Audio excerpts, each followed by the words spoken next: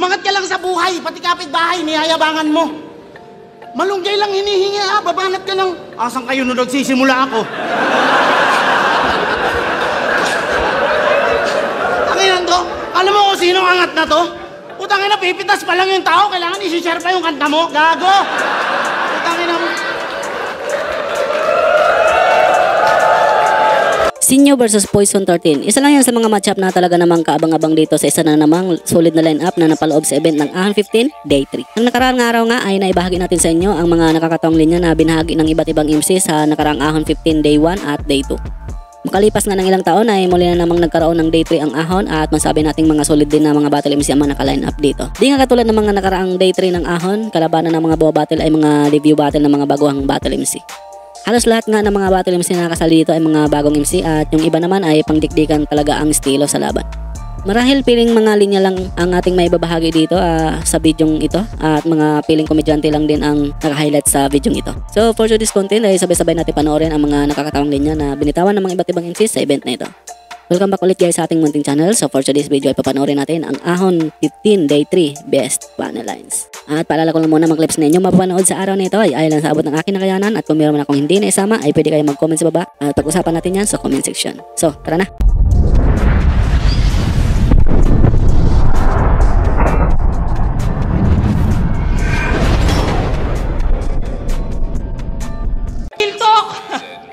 Iniwan niya ng 5 years niya na girlfriend.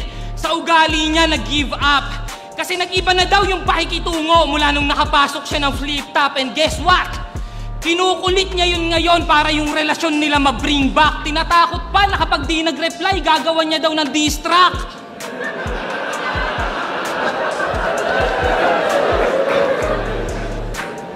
Price tag yarn?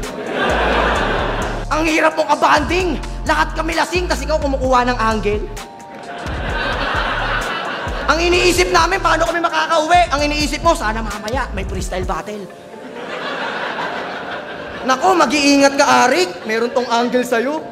Bahala ka na mag-isip kung alin doon. Di ba laplapa kayo ni Luxurian nung anib? Nalista niya rin yun. Nararamdaman niyang talo na siya. Nararamdaman niyang talo na siya. Kasi sobrang tanda ni Masta. Kinder ka pa lang noon, old school ka na. Yung mga classmate mo, ang baon, hotdog, kanin, itlog. Ikaw maintenance na.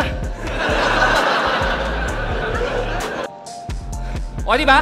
Yung mga tao, nag-aantay ng salita ng Diyos sa misa, pero one topic, Duterte. Meron pa sinatiban daw ng Nazareno, nagpaapak sa dibdib. Nung bumigat, sabi, tama na.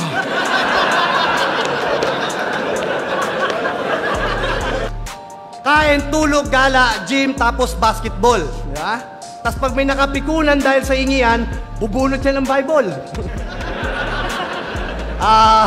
Ayon sa 3:6 ng Lucas, ang mga mandurugas ay wala ng bukas. Gusto mo purong Tagalog? Ito ang basihan ng galing. Pero tuwing uprising inuman, bigla ka nag-i-Ingles pag lasing. Pwede mo nang lakaran. Lumakad ka ng marahan. At yung mga ulo ng yan, mga yan, plus pwede mong patung-patungan. Di lang kita sagot pag binanatang ka sa labasan.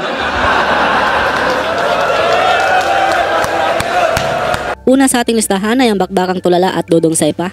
Isa nga si Dodong Saipa sa mga kaabang-abang na bagong kakaliwan ng mga tao kapag bumabattle. Dahil na rin sa husay nitong magpatawa at malakas din ang karisma nito sa mga tao. Makita nga natin na kahit sa ibang liga ay likas na talaga kay Dodong Saipa ang manggago ng battle MC at kakaiba din ang paraan niya sa pagpapatawa. Habang si Tulala naman ay gumawa rin ng history sa battle na ito dahil siya pa lang ang kauna-unahang MC na may kakaibang gimmick na ginawa sa round 3. Di ko alam kung plauta nga ba yung gamit niya. Basta kung ano man yun ay kakaiba yung pagtawid niya ng kanyang round 3. Yung ibang MC pag nakakalimot ay nagpi-freestyle, yung sa kanya iba eh. Di may turing nga malakas kung sa bato ka lang nakaasa. Tandaan mo, ang bato ay para lang sa mga loser. Gamitin mong panulat ang ballpen utol, wag mong gagawing tutor. Dahil hindi lahat madadaig mo, batch. Kabaliwan na sinasabi mo eh. Hindi na yan bars, hindi ka sick porque nagkaroon ka ng SARS at tandaan mo mananaig pa rin ng jokes over drugs. Bakit? Porque balasinggero ko? Iyong natunugan? Hindi tayo nagkakaintindihan. Kabatil, hinihingi ko, binigay mo sa akin, kainuman. Naalala ko, nag-inom kami nung 6. Sumabit yung lechon niya sa bigote, binalik niya sa plato.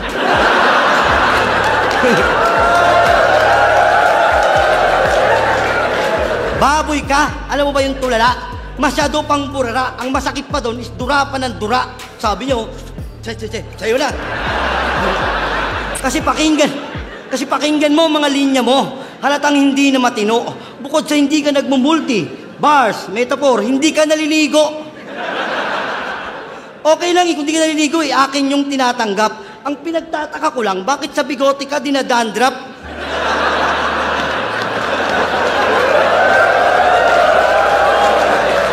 Malayo ating pagitan, dapat alam mo yan, Empoy. Hindi ka magmamarka porke mukha kang keloid. Hindi mo na sila mapapasakay sa mga... Hindi mo na sila mapapasakay sa mga pagtanga mong paandar. Hindi ka na nila naiintindihan, tol. Hindi ka na din magets ni Emar. Kaya... Pansin mo ba sa mga tindahan sa inyo, di ka na pinagbebentahan? Kasi ikaw lang narinig kong nabili ng foil lang nagdadahilan. Pabili ng foil, mag-iiyaw ako. Defensive ang putang ina. At kaya tulala, di natin kailangan dumistansya ng ilan di pa. Kailangan pa rin kitang kabayan kasi kasyabo kita.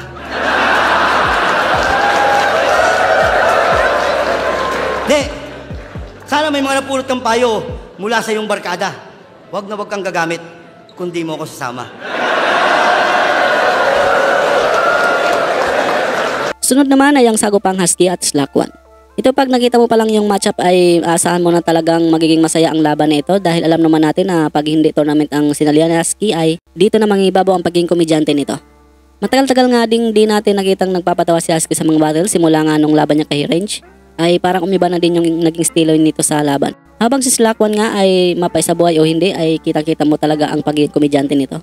Yung tipong kahit seryoso yung kalaban niya, sa battle ay tatarantaduhin niya lang ito. Although may mga battle siya na tinulugan ng mga tao at ito nga ay ang laban niya kay Master Fit. Pero kahit papano ay nabuhat niya rin ito kahit sobrang tahimik na ng mga tao lalo na sa round ni Master Tito. Kaya masabi kong isa din ang laban nila ni Husky na ito ang nagpa-hype ng mga tao sa event na ito. Nakita ko siya may post, galit na galit, ninakawan daw ng pabo. Kalaisipan tuloy sa akin, di ko malaman kung coincidence ba o gaguhan. Biruin mo kung kailan ka ninakawan si Kripley nagkaroon ng pabuhan? Oo, Kripley, ikaw! Yung Bicolano nagpipiling bet. Ngayon tayo magsubukan ng yabang kung sino sa atin maliligpit. Opisyal kitang hinahamon, hindi lang dahil naiinggit. Ulitin natin to sa reaction, mag-ubusan tayo ng internet.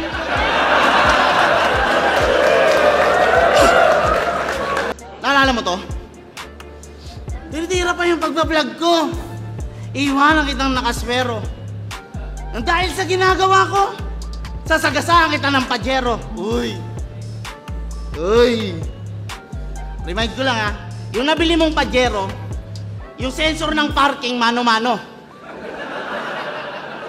Nalalaman niyang babangga na siya sa pader kapag umiyak na yung 2 pato.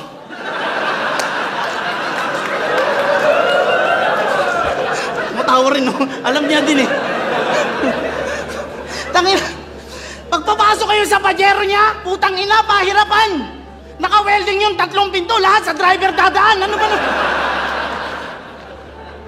Ayun, si boss. Tignan mo si boss. Yan, isa yan sa saksi. Isa yan sa... At syempre dahil lumabot ka sa part na ito at kung bago ka lang nakapasyal sa channel ko ay nanyanyahan muna kita na mag-subscribe at pakihit na rin ang bell button para lagi kang updated kung may bago kong ilalabas ng mga video tulad nito. At papalo like na rin ating Facebook page, nag-upload ako doon ng mga content about sa hip-hop at flip-top. Maraming salamat at magpatuloy tayo. Si boss, isang malaking saksi. So ting sa bahay niya dadating. Tangina mo, buhay na buhay yung baboy, tatapesan mo ng paa pag trip mo magpatatim. Gago ka? Kawawa baboy sa'yo, boy! Yung ginagawa mo masyado ng X. Tangina mo, pag tinanong kung ba't kulang pa anong baboy, ang sagot niya may diabetes. Boss!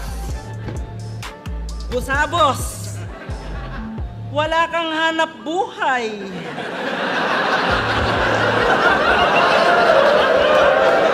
Yung ganong klase ng galawan, Kahit si Boss Arik di kayang sumabay. Sementeryo yung venue tapos sasabihin laglagan mag-ingay. Gago ba to? Anong gusto mo sa mga buto, gumanto? What the heck? Sabi niya kay Cripply, gusto mo tirahin ko yung ex mo? Di ba may ex ka tapos iniwang ka? Ha? Eh paano kung sabihin kong may ex ako tos kami pa? Gulo, di ba? Oh, what can you say? I'm a snitch? Show me again, cause I know you're such a gangster. Ahon 12, Batangas yung resort. Si Luxuria nasa pool, si Gago nag-boxer short. Bayaw, dadakotin ko yan, eto na yung tsansa. Oh, ina mo. At last, ang labang Poison 13 at Sinyo. Sa laban nga na ito ay ibang Sinyo ang napanood natin. Talagang sinabayan niya yung style dito ni Poison 13. Makita nga natin dito na nag-experiment si Sinyo ng ibang style at hindi niya muna ginamit ang pagiging joker nito sa liga. Sayang nga lang at mukhang naulit na naman ang nangyari sa laban niya kay Aklas na pag-choke sa battle.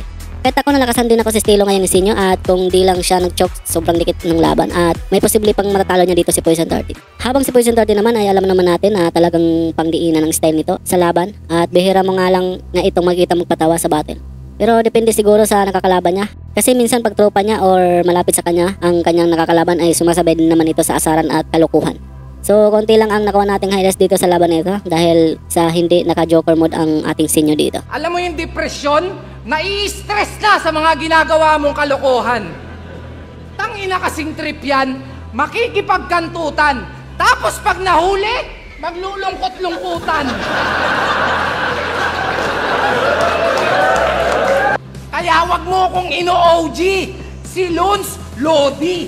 Ikaw, lonely. Subukan yung bulihin. Talagang may makakatikim. Pag na-trigger yung defense mechanism, bigla siyang nagpapabiktim. Parang pinagtitripan tayo ni Arik dito. Plasma, Tulala, Shaboy, Mirage, Mastapit, ako. Puro tito. Kaya pala tayo inuna. Ngayon ko lang din napansin. Siyempre, di ba kapag matanda, dapat nasa priority lane.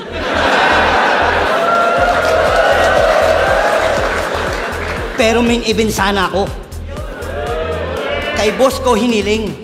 Pero nung sinabi niyang si Tulala, yung reaksyon ko, iling-iling. Di ba sabi ko, boss, baka pwede yung nag-gym? Tangina, binigay mo sa akin, nag-gym. Nung last night ni Romano, may hinagpis sa kanyang muka. Nakapikit, umiiyak, pero ngumunguya.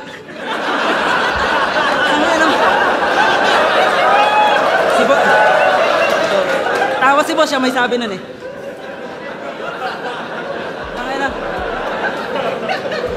Akala ko pa naman, tapos ka na sa ganong punto. Well-rounded yung bilao, binatil niya yung puto. Ano mo? Sabi mo, nahuli mo akong umunguya. Yung lamay kalaunan. Kasalanan ko ba yung nagluluksa sila ng hapunan?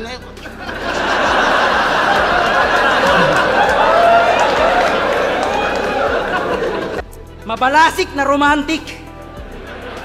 Tirador ng femsi na exotic. Mag-i-spray ng aromatic sabay bembang acrobatic.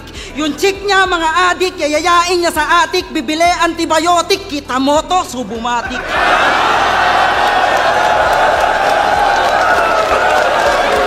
At dito na nagtatapos ang aking video sa araw na ito. Maraming salamat sa inyong panonood at sana ay nag-enjoy kayo. Maraming po salamat sa mga solid supporters natin dyan na walang sawang sumuporta sa channel ko. Maraming pa po ilalabas ng mga video about sa flip top kaya pakibang-abang na lang po and don't forget to like this video para man may pakita ni YouTube sa iba pang manonood.